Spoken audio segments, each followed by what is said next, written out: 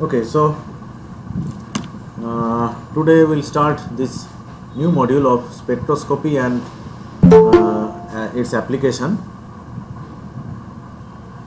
So this is what is in your syllabus. You can see that there are various types of spectroscopic principles involved, which you have to learn. That is electronic spectroscopy, fluorescence, vibrational, rotational, and NMR, that is nuclear magnetic resonance. These are not exhaustive, but this is a good starting point. I mean, for a basic course of spectroscopy to learn about the basic principles of each of them. Now, first of all, before going into these techniques, right? Today's class will be an introductory type to introduce to this new aspect of chemistry and physics also. That what is spectroscopy and why you should learn it. The main topics of discussion of today will be these things. So first, let us start that why you have to study spectroscopy. Right? So I will tell with a point of view of chemist. Right? Then why we should learn spectroscopy. So chemists do what? They actually chemists synthesize, right? They synthesize various compounds or materials, right? We should say. We actually don't know when we are synthesizing that this is a compound or a mixture. Right? So the chemists actually synthesize materials.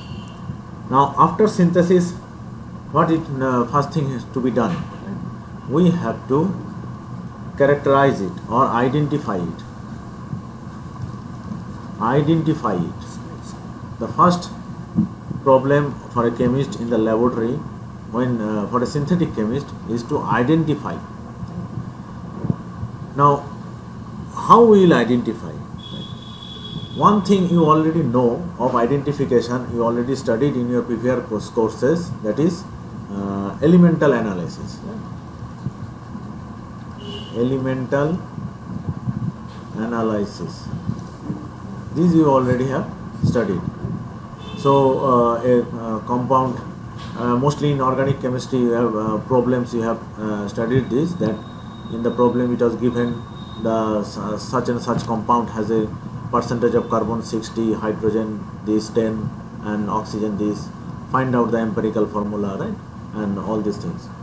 Now this actually gives you the ratio, right, of the carbons, hydrogen, oxygen, or whatever. Right? So from this you can calculate the ratios and the relative ratios. These only you can calculate, and nothing more it gives. It gives nothing more. So you cannot get an idea of the structure, how it looks like.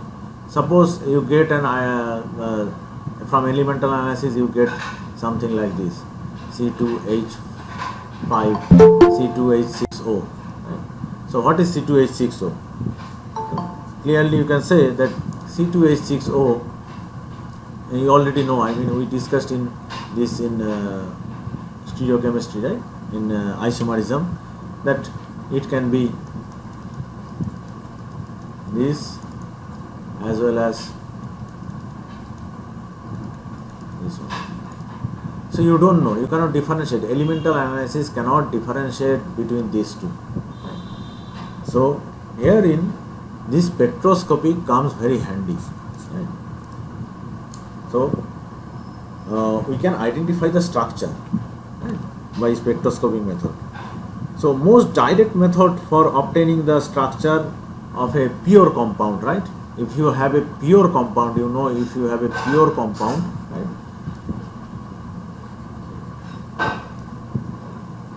and you can grow crystals of it, then the most direct way is to determine the single crystal X-ray structure. Right? single crystal X-ray structure. This is also another type of, again you can consider it also spectroscopy, but will not go in details of the single crystal X-ray crystallography in this structure, I mean in this course, right? So you can find in any chemistry book, in higher advanced chemistry books, that structures of these and these are given, right? When this compound is given the X-ray crystal structure, right, where you get the relative positions of atoms with respect to each other given, right? So this is a very beautiful method and very useful method to get the I mean the definite crystal structure and definite structure in the solid state for these pure compounds from which you can grow crystals. But there is problems. Problems where? What are the problems with crystallography, X-ray crystallography? First is, if the compound is liquid or gas at your normal condition, right, under normal condition, then under normal conditions, if your compound what you have synthesized is gas or a liquid, right, then you cannot determine its structure by single crystal X-ray crystallography, right? Because it will never give crystals, right? Secondly, see, if you cannot grow suitable crystals, right? If it is solid, but you cannot grow suitable crystals,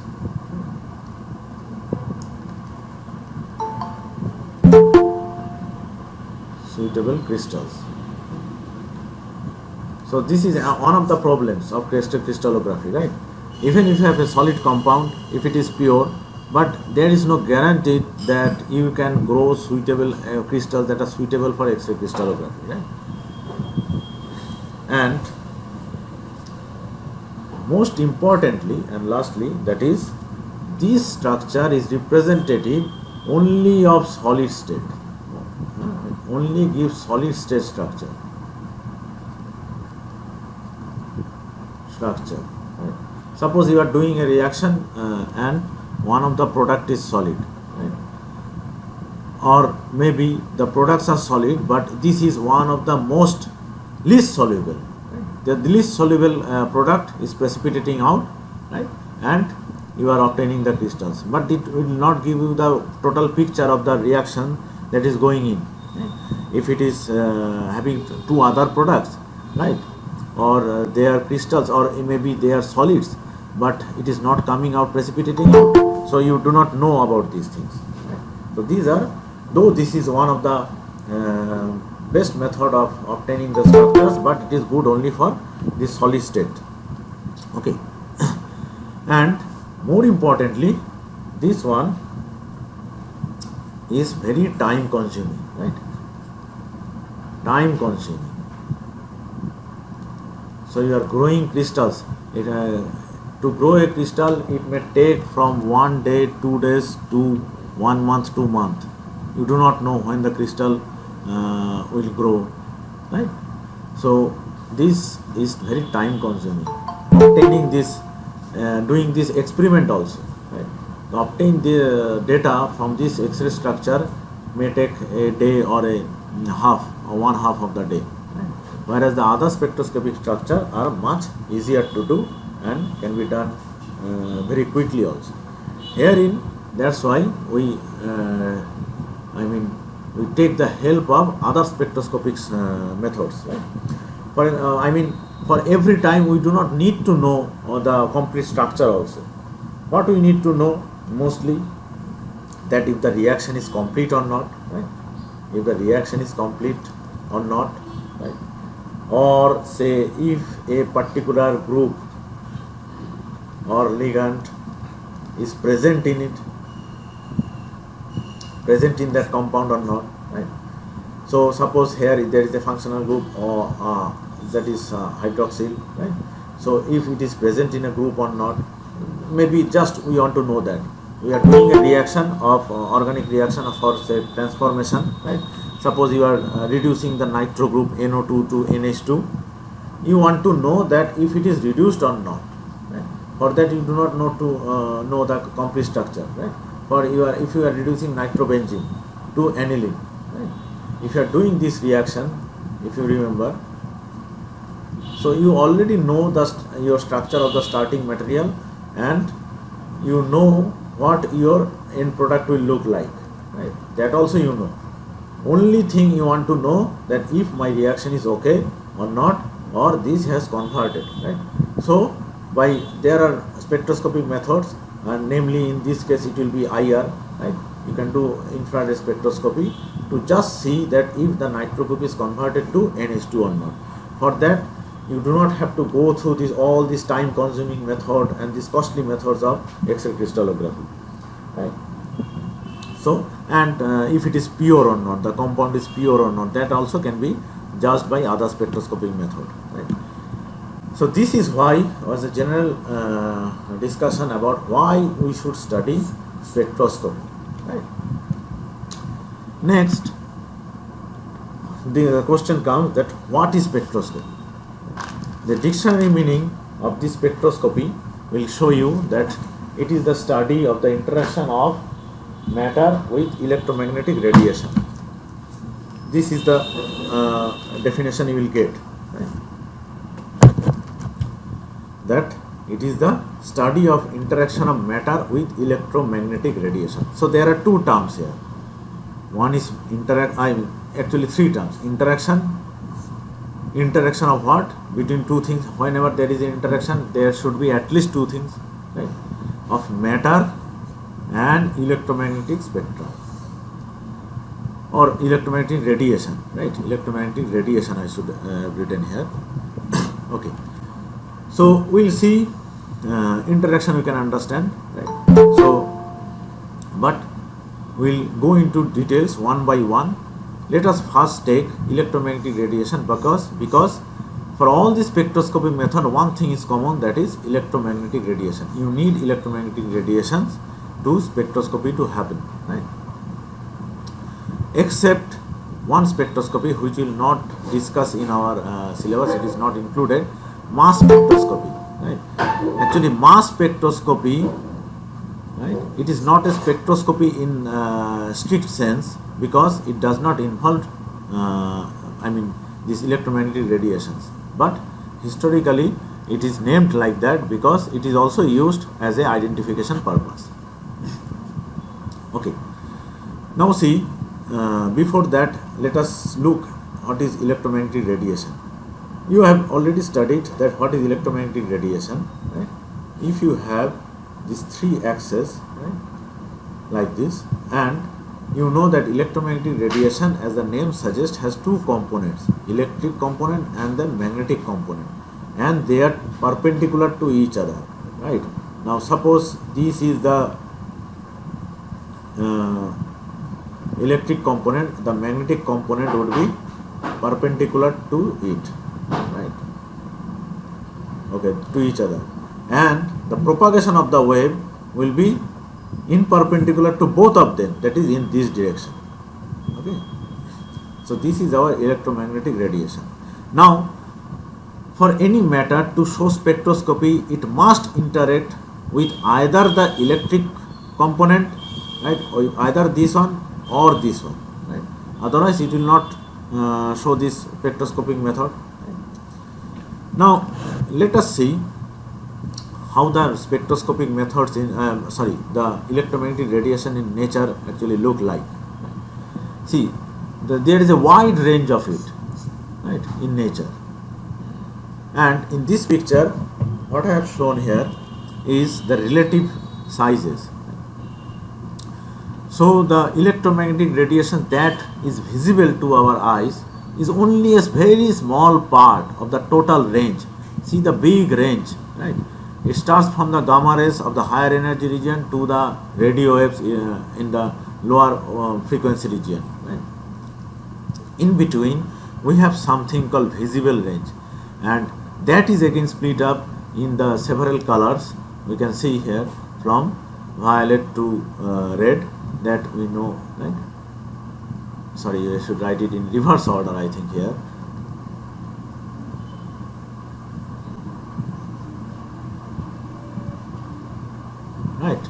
So this is the visible region, but this amounts to very small part, right? And see the nanometers, I mean the wavelengths here, it is in the 100 nanometers, though that means 10 to the power 7 range, right? Here. Okay. So okay, so see, but in both of the sides of this visible region, on the right hand side of this diagram, what we have? We have the shorter wavelength, that is higher frequency, right? Shorter wavelength, that is higher frequency. We know that wavelength and frequency are inversely related to each other, right?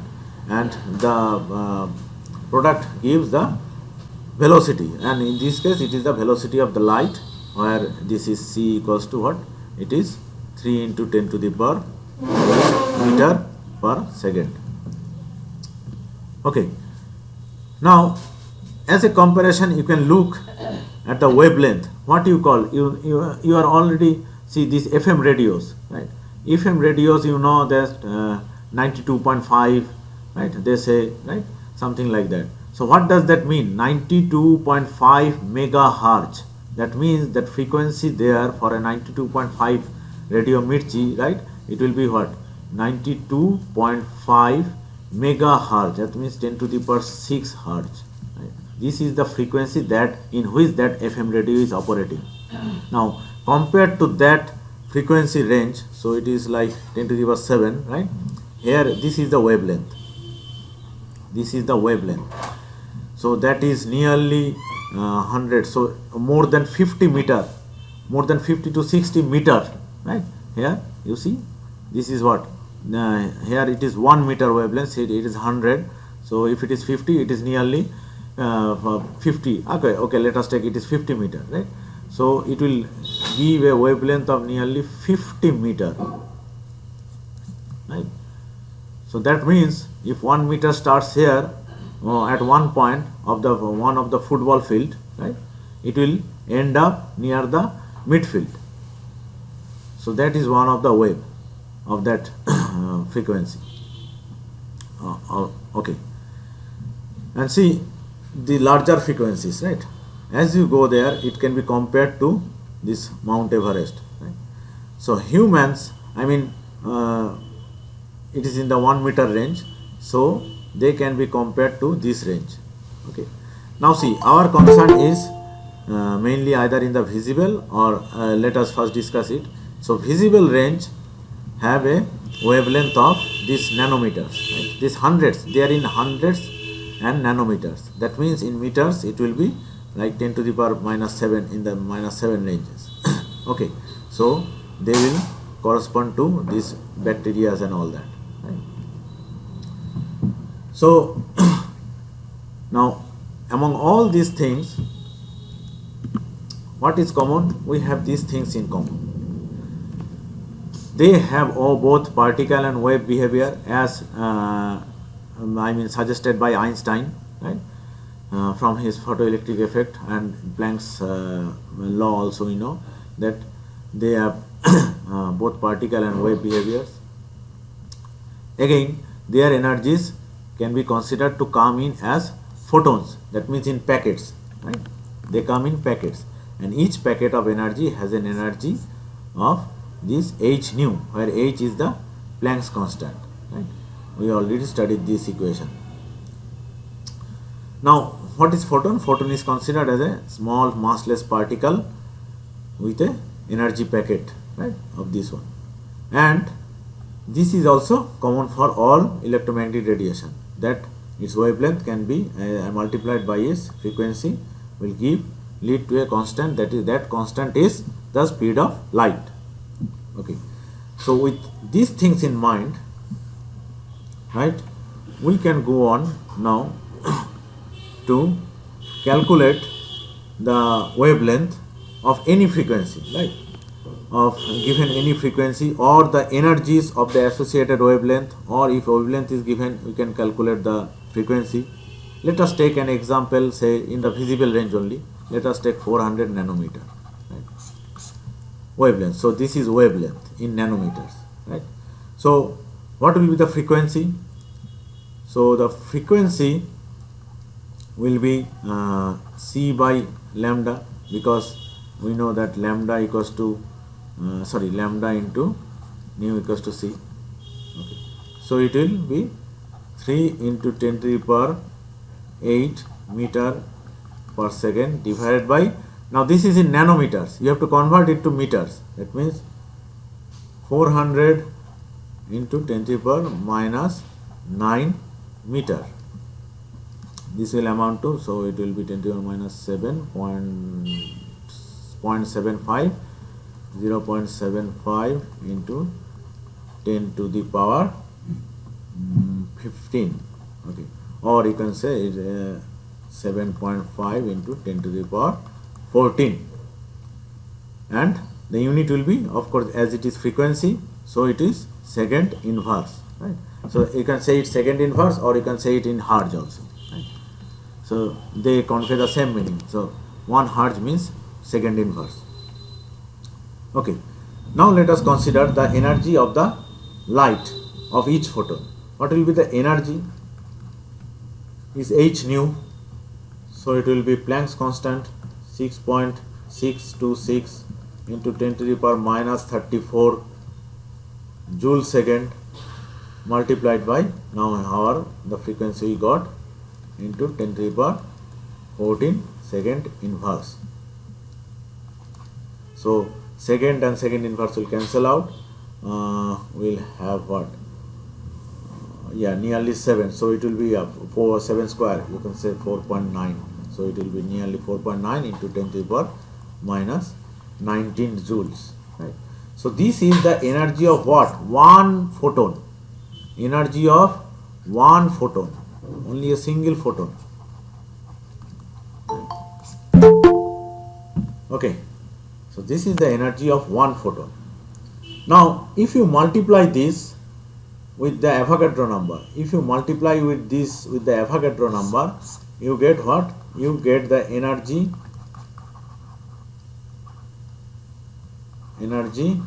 of 1 mole of such photon. Mole of photon. 1 mole of photon.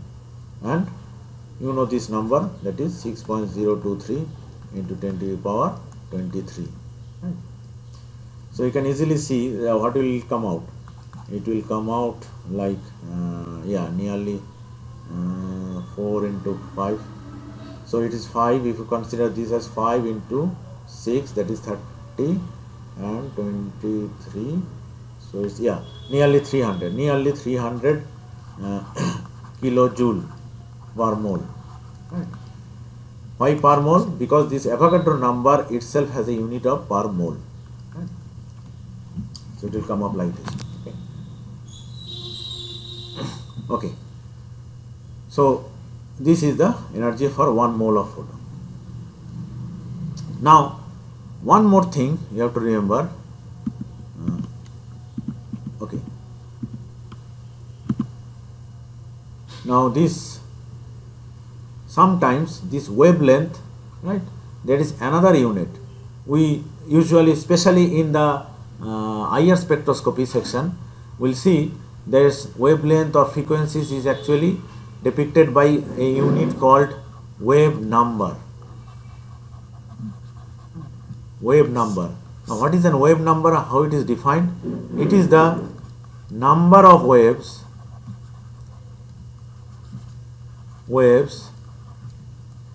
contained in 1 centimeter. Contained in 1 centimeter. Right. Suppose, let us take the same example. Lambda was 400 nanometer. Right. That means if first you have to convert it to centimeter. So this is actually 400 into 10 to the power minus 9 meters. So in centimeters it will be 400 into 10 to the power minus 7 centimeter. Now the lambda is 400 into 10 to the power minus 7 centimeter. So what will be the number of such waves that is contained in 1 centimeter? obviously it will be 1 upon lambda. This is what we called wave number, right? This is what we called wave number. But the definition is, you can do this reciprocal of this wave number, wavelength, as long as this is in centimeter, right? You cannot do it in meters and all that. So wave number is the reciprocal of the wavelength in centimeters. So in this case it will be 1 by 400 into 10 to the power minus 7 centimeter. So it will be so 25 will be there, yeah, 425, yeah, nearly 25,000 centimeter inverse. So if you say a light of 25,000 centimeter inverse, that will have energy what? It will have energy per photon of these joules, right? What is that? 5 into 10 to the power minus 19 joule, or 1 mole will be these kilojoules per mole. If you remember, I gave you an exercise as a homework for in the crystal field, while studying crystal field theory, that convert this centimeter inverse test to kilojoules per mole. This is the conversion that you should have done. Okay, so this is what we called wave number. Wave number, the symbol of wave number is nu bar, right? You have put a nu and there is a bar over the nu. Okay, now these we have the basic properties of our electromagnetic radiation that we should know before going into spectroscopy, right? Now let us deal with the other part. First was electromagnetic radiation, then let us now go into the matter part. Now let us consider the matter, right? It was spectroscopy is the interaction of matter with electromagnetic radiation. We have discussed the electromagnetic radiation part. Now let us go to the matter section. Now we already know there are energy levels, right? What are energy levels? We'll see here. Now, while studying the previous section, we knew that some quantum numbers came up regarding the energies of electrons, right? Or for a particle in a box or something like that. Now we take this our knowledge that an electron in an atom can be defined by 4 different quantum numbers, right? The principal quantum number, right? The azimuthal quantum number, the magnetic quantum number, and the spin quantum number, right? MS. Okay, now apart from these we all know, right? What are the values these can have? Suppose, so n can have values 1, 2, 3. What is L? L can have values 0 to n minus 1 in integral succession. Ml can have values plus L to minus L, right? And these have only 2 values, plus and minus half. So by this, these are the quantum numbers actually, right? By which we can designate the electron in an orbital. But similarly for a molecule, right, there are several other quantum numbers. So when molecule can reside in this other electronic state, its vibrational state, its rotational state, its nuclear spin can also be in different states. So similarly all of them are energy are quantized, right? As we have seen, the energy is quantized for electrons. So these energies are also quantized. Suppose this vibrational will come, what are these vibrational and rotational? We'll discuss now only after a few minutes, but let us first see what is these things, right? So you can have this vibrational quantum number, right, which is designated as V and can have values 0, 1. We can see all these things, right? Rotational,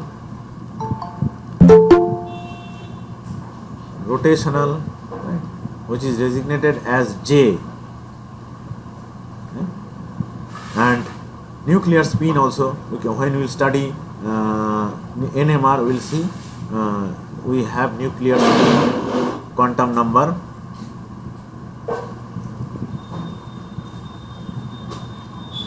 This is denoted as I. Right? That can have several values like 1 or half, something like that. Okay, but one more thing, but one thing we should remember, that they are all quantized. Right? This is common in all of them. Right? You cannot have just any values. They have some discrete values.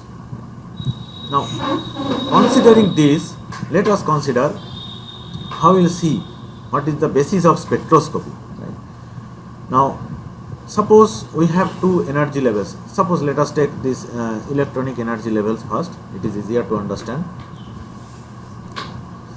Or any particle, right? Suppose here it is the what is called this ground state. Suppose this is the ground state and this is another excited state. Any excited state. Excited state.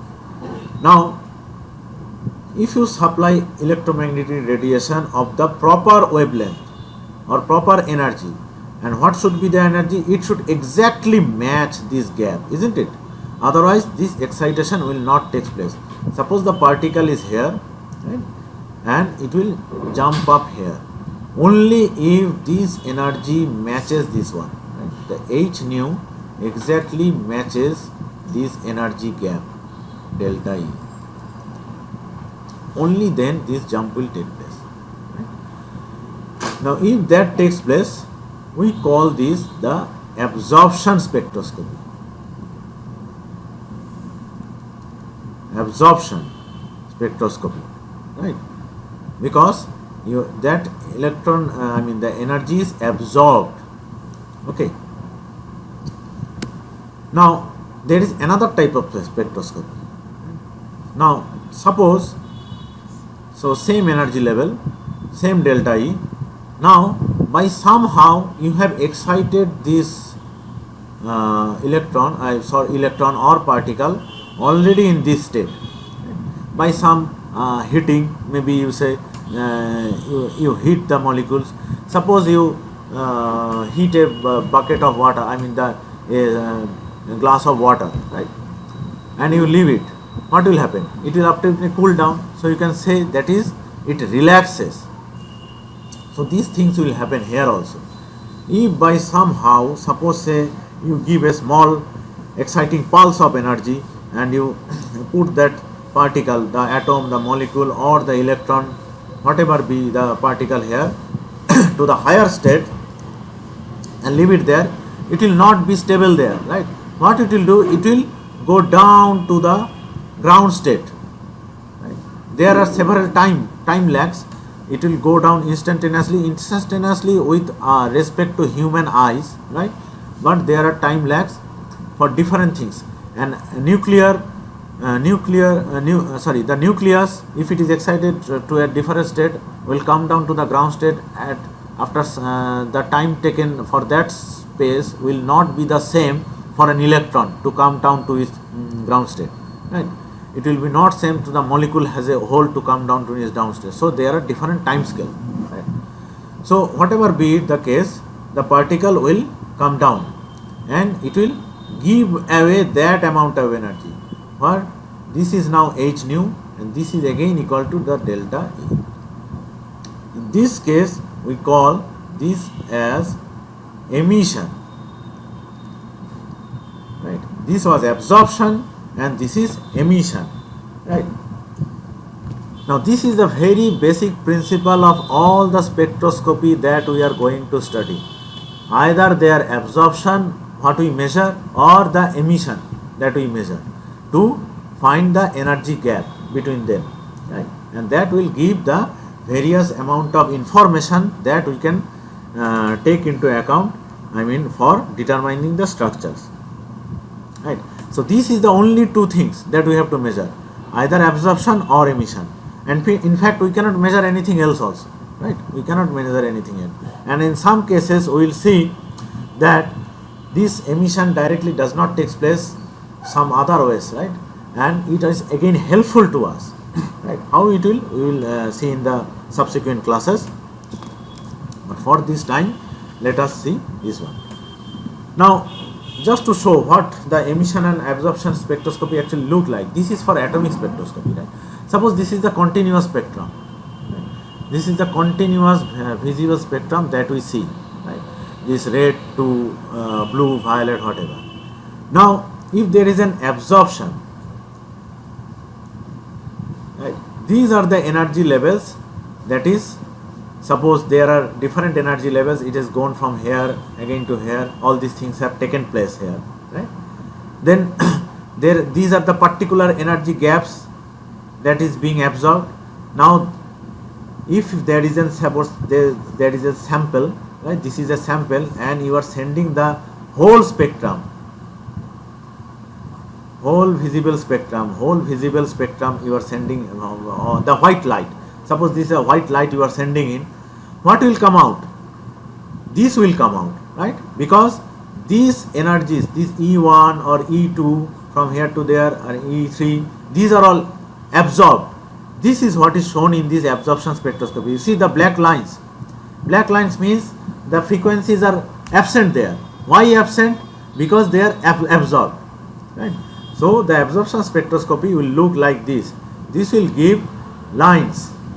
In the, particularly in this case, this is the atomic spectroscopy case. Right? This is easy to understand. That's why I am showing this picture. This is absorbed. That's why you see the absence of the spectrum there. Okay. But if the same sample, if you by somehow you excite it to an higher energy state and leave it as it is, it will now cool down. I mean, it will now relax to different states. And give what? Give that those same energy levels. Right? That's where absorbed. Right? Now they are complementary to each other. If you add up this emission and absorption, you will get the continuous spectrum. Right? This is the difference between absorption and emission, but they are complementary to each other. Right? Okay, so with this knowledge, let us see how the different spectroscopic regions or the different electromagnetic radiation actually does what spectroscopy. Now see, we are considering this UV visible region, right? So this UV visible region will treat as one part. These actually this what they knock out the bonding electrons from one level to another level. Right? That energy is sufficient for that. Similarly, these X-rays can excite the inner electrons. Right? That will require more energy, so X-rays are needed for that. Gamma done for this Mosbar spectroscopy, which is not included in our syllabus, we will not discuss this. This is again done for nuclear transition, right?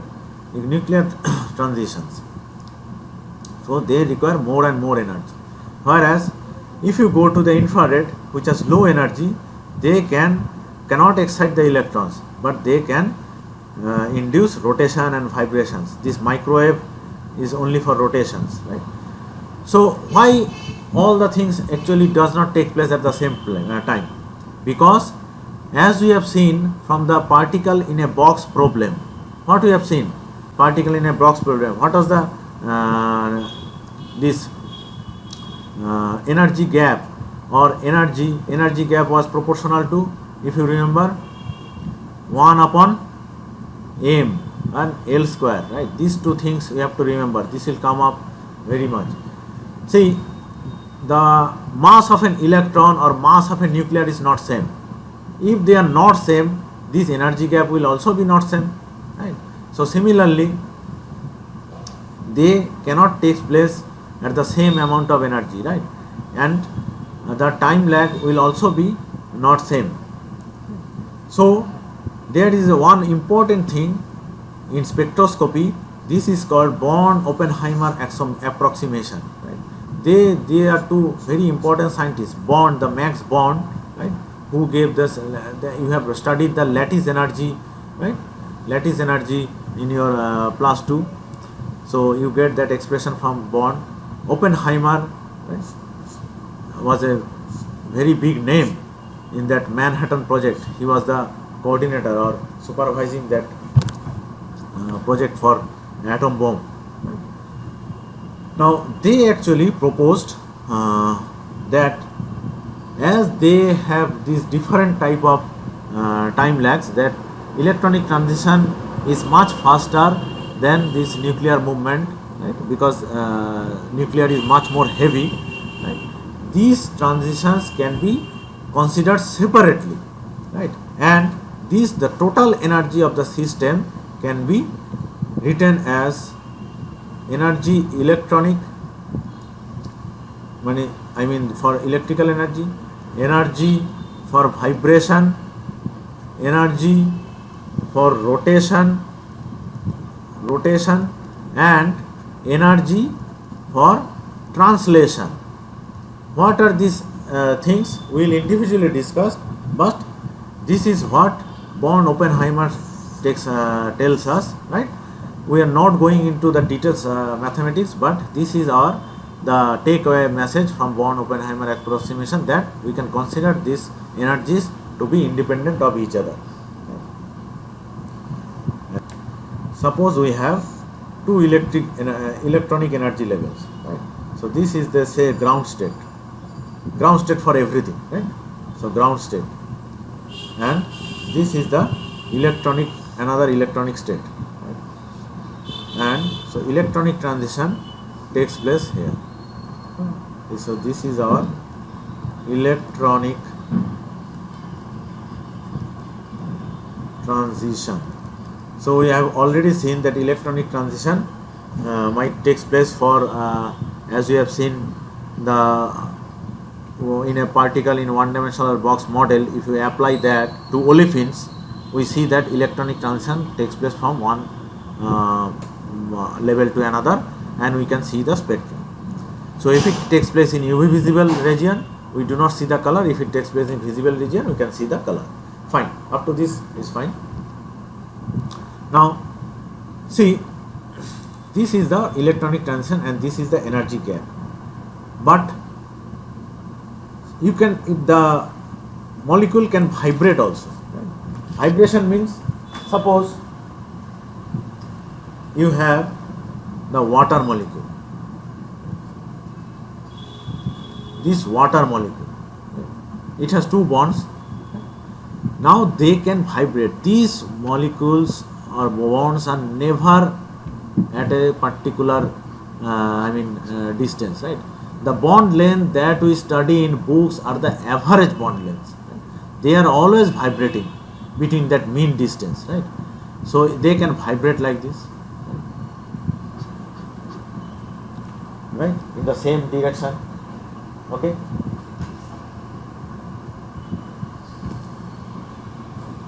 so they can vibrate in the same direction, right? In the same way. Same direction means whenever they are elongating, these two bonds are elongating same way, right? This is also elongating, this is also elongating, and when they are compressing, this is also compressing, this is also compressing. So this is called symmetrical stage. We'll learn about these things in more details when we go in IR chapter, but before that, let us see. You can vibrate it like this, or you can vibrate it this way, asymmetrically.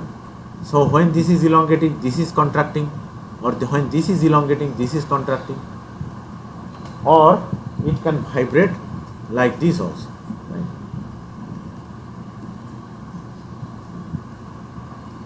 Right? So it can vibrate like this also, like a pendulum.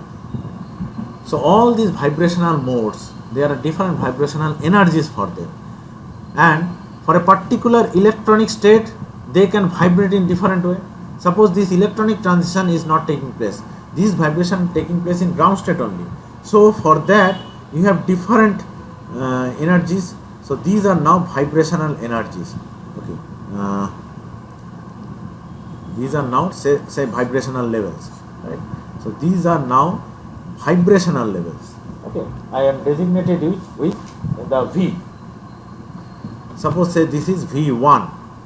Okay, now the next vibrational level, the V1 means the total this one. Now similarly these vibrations can take place in the excited electronic state also.